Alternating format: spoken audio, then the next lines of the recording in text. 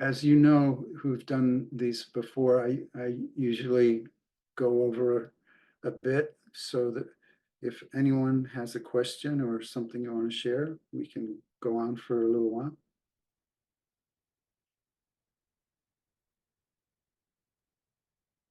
Yeah, just something to say. That was amazing, Jack. Like that was just like a lot in um yeah, one session. That's incredible. One thing just at the end there when you said about you heal the or you get rid of the performance robot on your parents, for example. Um, does that mean so they don't have to come and like, have like do this and do the inner work? It's like and see you, for example, like just me being here and doing the work myself. Um, how does that get rid of the performance robot in them? Like I'm doing inner work. I've done a lot of work on myself to get rid of it, but how does that kind of heal that within them? How does that it seems mysterious. The freedom that registers in you, what you think of as you, it's registering throughout all of being. Because there is no separation. So Yeah, it's absolutely no separation.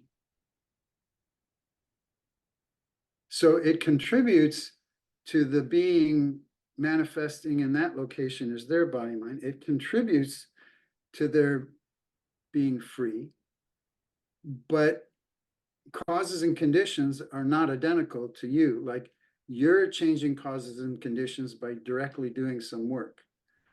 They benefit at the level of being, and there are efforts they will need to make at the level of causes and conditions to liberate, to dismantle the performance robot. right. So the fact that I've kind of done that work myself and had those insights, me just being around them would literally like because there's nothing for the robots to kind of battle against each other. It's like Yeah, they've they would be literally getting the message from you that it's safe because they're holding a tremendous amount of guilt. I mean, if they've been fairly abusive parents, whether just out of ignorance or intentionally, they have tremendous load of guilt and shame, and they're anticipating that you're going to attack. And if all they feel in your presence is love and acceptance,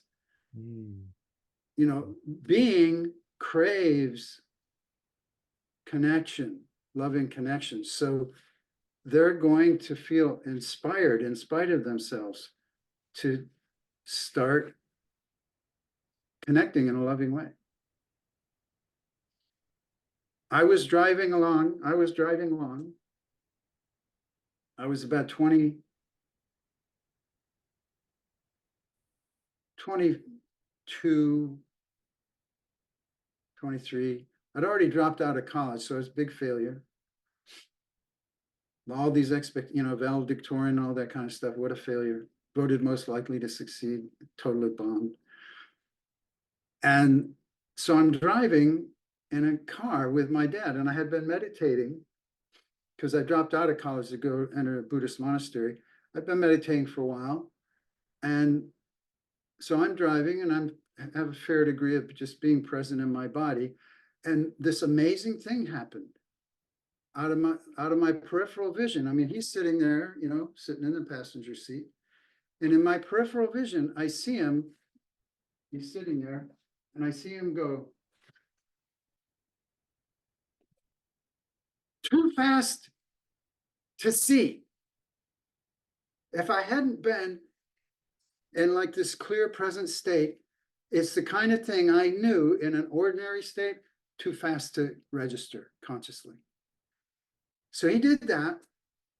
And then he just sat there and he said, I think you're going to be okay. Isn't that incredible?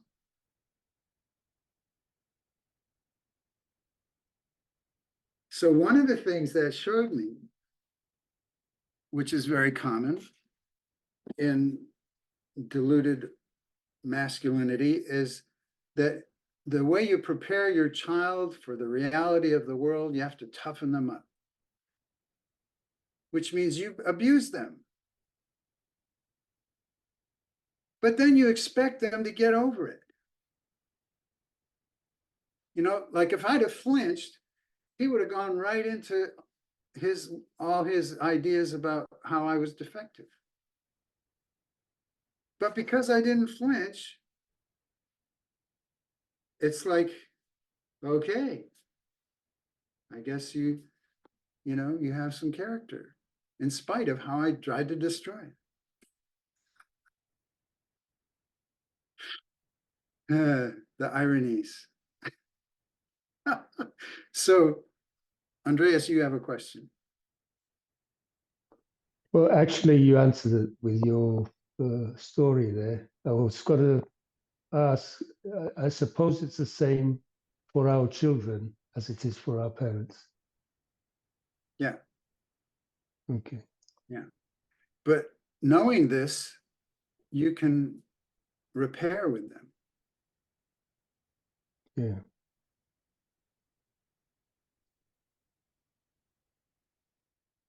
And it doesn't have to be like some complexity of, oh my God, what do I have to say? Again, if connecting with your being, setting aside dismantling the performance robot and just allowing the wholesomeness of the vibration of being to emanate from you instead of being blocked by the performance robot, their being will start to respond.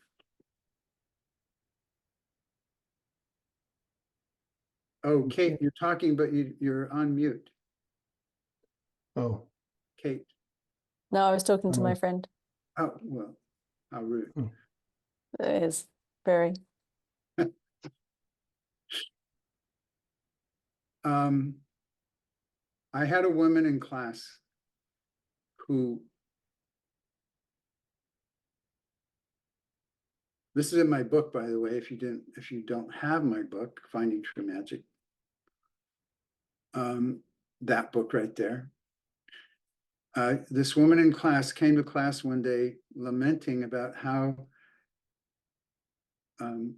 she had trained her children to treat her abusively the way her father did. And she said how he passed away. And she just kept repeating it over and over. I'm just sitting, I sit and I just wait. I rest and I receive. I don't go, oh my God, I wonder if I can help this person. What if I can't? What if I can't? Like typical new counselor stuff. I just sit and observe and gather information. And so she kept saying, she'd tell a little story, and then the comment on the story is, I'm training them to abuse me the way my dad did. And then another little story of another example, and then the refrain, the chorus. I'm training them to treat me the way my dad did. And after about 4 of those, the drop fell in the glass, and I found myself saying, oh, you miss your father. And she looked at me and her eyes dilated and she just started sobbing. And everybody in class is going, what's going on? And so after letting her do that and clear that and able to be present and pay attention in class, I said,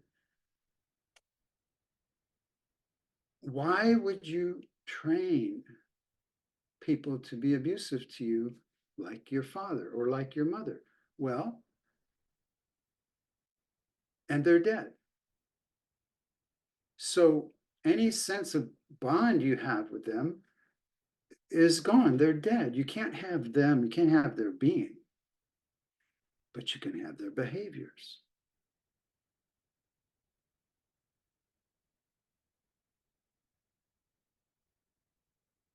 And when she sobbed and released that and allowed herself to feel the grief of wanting to have that connection with her father,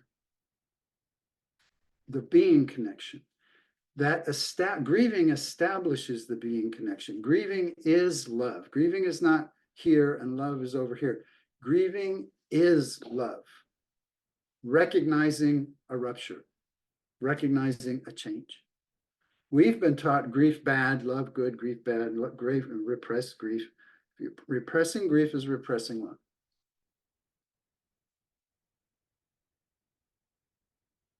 So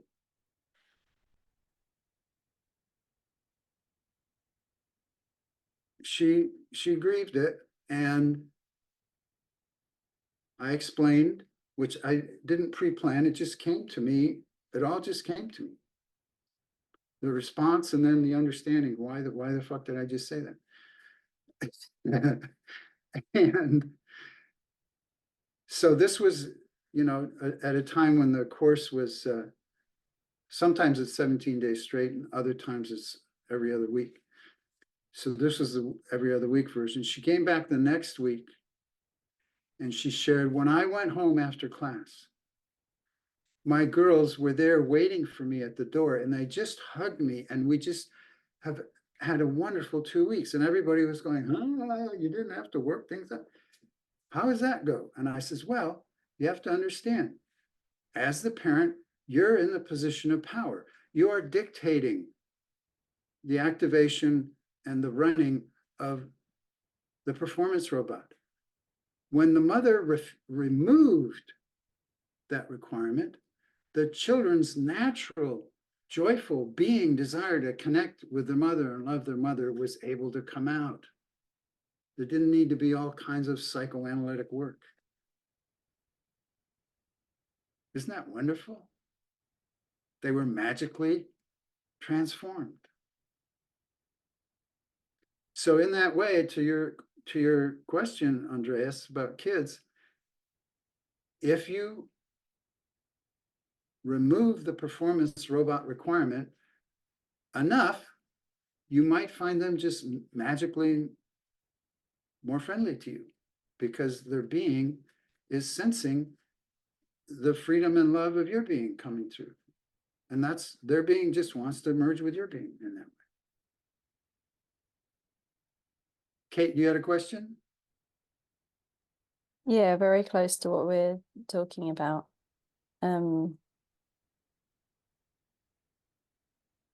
Yeah, my dad is dying. The end of his life is fairly close. We don't know how close. And although there's a lot of big feelings around that, interestingly, throughout the, like you just said, like grieving is love, and like the feelings are kind of responsive and they pass through. I'm actually, like, my experience, although there's a lot of big feelings, it's okay. It's like the rise and fall and the sweat, like I'm actually, the process is okay. But where I do have judgment and concept, and where I'm starting to like overanalyze, is my sons, who are 22 and 25, are not really, I have a fear that they're missing out because they're not really like coming to spend time with my dad or even really asking about what's happening. And I have again, a fear that also has like some judgment in it, that they are going to regret missing this moment. And then I start to beat myself up, like, what have I done wrong that they're not more curious, that they're not more interested? And I got really quite angry about it this evening, which sounds odd, but I know it's all the feelings from looking for ways to express, but it's like in all of the process, that is sad, but essentially going, okay, we're close, we're connected, we're all able, my stepmom and my dad and I are all kind of able to be together and are kind of managing it quite well, as much as one can. I feel like my sons are missing out, and Because they're not coming around? yeah. And they're not coming around because they have some grudge? No, I don't know why. You haven't asked? You haven't asked them? I feel like I've said, I know I've said, like, don't feel like you have forever. We've only got the time we've got. Okay, so you have to, that's an example of the parental power structure demanding performance robot. You're preaching, you don't have forever. From your heart, from your sadness, from your grief, please come, please come. See the difference? Do you see how saying something that sounds correct and virtuous, you don't have forever. You're preaching from your ivory tower. That's performance robot. When the truth is, what's inspiring that is your own struggle with just letting yourself feel the grief and share it. Mm. Yeah, no, I haven't said that. I thought I was wanting them. I thought I was wanting it to be their decision. Yeah, that's And performance. I didn't think I was hiding how I felt. I felt like it was obvious, but maybe it wasn't. No, that's all performance robot and mind reading. You never asked. I can't believe I never asked. Yeah, you have to It ask. doesn't seem. That's the thing. Telling No, I'm. activates performance robot. Asking starts to dissolve or turn off the performance robot. And it's not a struggle like I should never think that way again. It's like when you notice your mind reading, don't fight it, don't hate it, don't guilt trip, just ask. I was thinking you think this. Is that true? I was thinking you can tell how I'm feeling. Is that true? You have to ask. Telling activates the performance robot. I think I wasn't asking because I didn't want them to. You definitely weren't. That's what you said. You told us you weren't No, I asking. know. Hang on. I'm trying to get to the end of like. I think I wasn't asking because either I didn't want them to feel pressured or I didn't want them to say no. Okay, so how is you, again, this is the formation of your performance robot. Me feeling a natural human expression of love in the form of grief pressures other people. That's what the little girl got. You're giving me a headache. Why are you such a bother? Go to your room.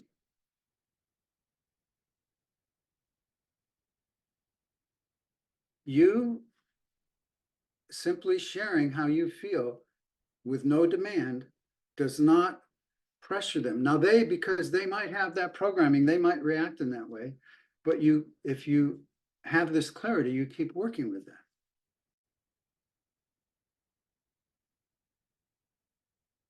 Do you think I'm pressuring you? Because you notice they tense up. Sweetheart, always use terms of endearment. Sweetheart, I'm not trying to pressure you. You're free to do what you want. I'm just right here now in this moment. I'm sharing with you how I'm grieving at the passing of my dad. It's actually happening, so it's an opportunity to be real with you. I'm not requiring you to do anything.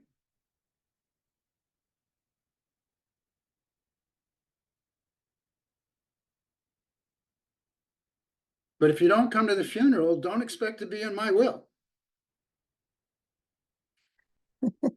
Yeah.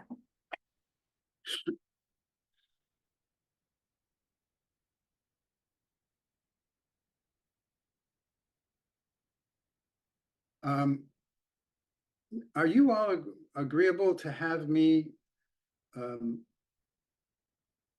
share this with people in order for people to get a sense of how valuable these webinars might be to them? I think your faces will show up, or they might only show up when you're speaking. Maybe most of it will just be my face, but in any case, do I have your permission? Everybody okay with that? Yeah, yes. Okay, all right, great. Because, some wonderful things came through. It was not my plan. I don't have a list of, I'm going to say these wonderful things to these people. I feel very grateful. And I feel, again, in the context of unified field of being,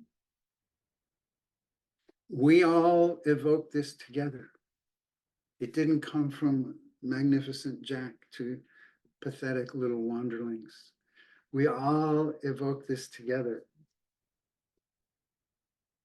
Thank you. See you next time. And remember, you can watch this on Zoom.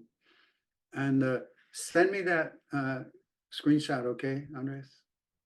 Yes. Are you going to send us a link for the recording? Yeah, as soon as it processes, I'll send you the link.